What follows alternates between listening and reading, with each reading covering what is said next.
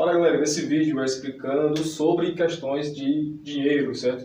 Para você entender qual é o conceito de moeda, certo? Então, pouca gente sabe, porque entende muito, né, de forma muito rasa em relação a isso aí. Então, antes de qualquer investimento, antes de qualquer coisa, entender sobre o mercado financeiro, antes de tudo você tem que entender a história do dinheiro, certo? Principalmente para quem quer aprender a investir em criptomoedas, certo?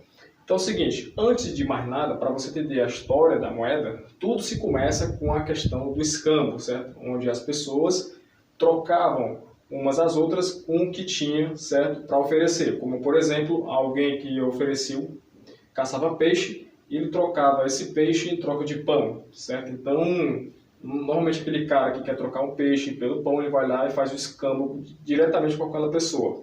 Só que, muitas das vezes, o cara que tinha o pão, ele não queria ter o peixe. E também, e vice-versa, o cara que tinha um peixe também não queria ter o pão. Então, o que acontecia? Tinha um impasse, né? Então, até que surgiu um novo tipo de commodity, que é o sal, né?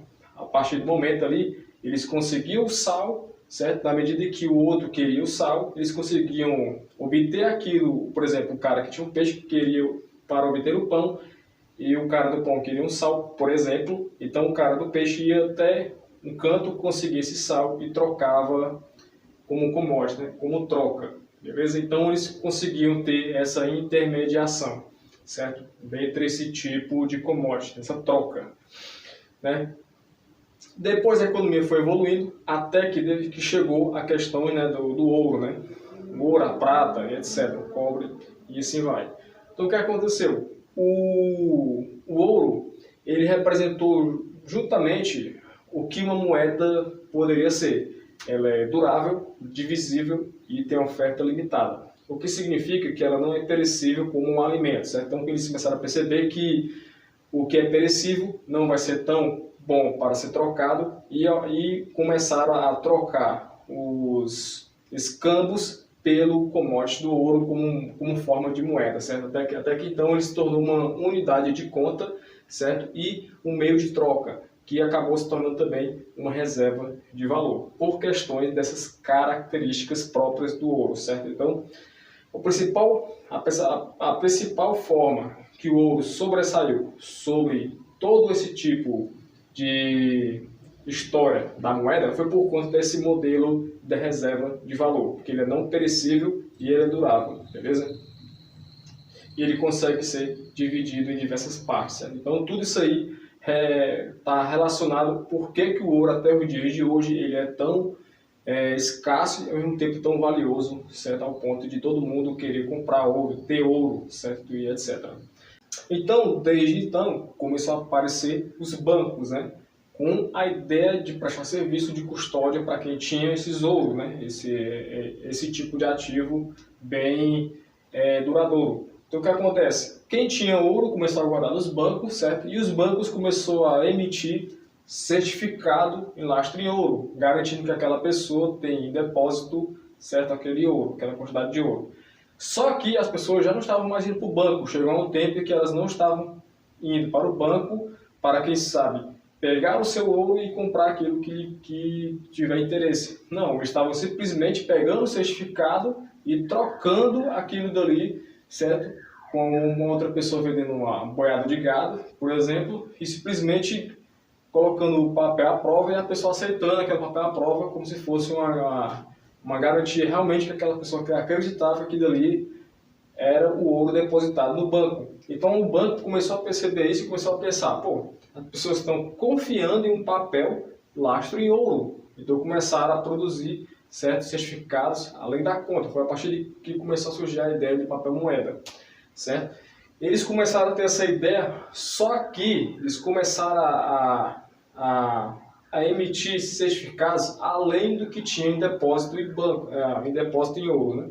Então começou a ter o quê? A ideia de coisas além do normal, certo? Que não tinha, e aí os bancos começaram a quebrar, porque não honravam com aquele tipo de débito, certo? Então ficava em débito, em dívida com aquela pessoa.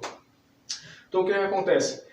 Nenhum banco A e nenhum banco B confiavam um no outro, que vamos supor nessas questões de bancos, né, existiam as concorrências naquela época. Então, para compensar essa desonestidade, o que eles faziam? Eles compravam aquela certificado lastro de ouro, compravam em ouro, certo? E o banco B, vice-versa também, da mesma forma. Porque se eles fizessem mais do que tinha em depósito, poderiam quebrar. Então, nessa rotatividade, funcionava bem. Até que, alguns anos depois, certo? Passado esse século XIX, 1913, por aí, certo? Todos os bancos entraram em um conjunto acordo e criaram o Federal Reserve, né? Que em um senso comum, eles começaram a emitir uma nota única, né? Então, na verdade, já não tinha mais aquela nota B, nem nota A, nem nota C, etc. Eles começaram agora a colocar só uma única nota exclusiva, certo? Para todos os bancos. Só que aí foi aonde começou a instituir, né, finalmente as questões da reserva fracionária, certo? Onde a emissão de valor daquela moeda era infinita, infinita. E tudo que é coisa infinita, você sabe muito bem o que acontece. O poder inflacionário aumenta em relação àquela moeda, e vai depreciando ela ao longo do tempo. E os Estados Unidos, como todos os outros bancos mundiais do mundo inteiro, começou a enxergar como um modelo certo a ser seguido, o banco americano. Então, a partir dali, começou a ter todo o modelo sistemático em relação aos bancos nesse sentido. Aí vem a questão de inflação, porque você vai pegar a ideia desse sentido, de eles emitir mais do que está previsto, né, dentro do orçamento, começaram a criar moeda adoidada. Então, isso aí surge a questão da inflação.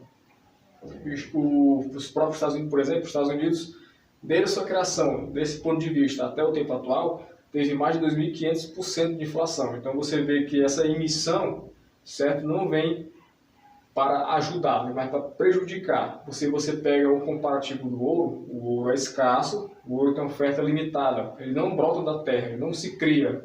Então quem tem, tem, e todo mundo sabe que quem tem, o preço é altíssimo.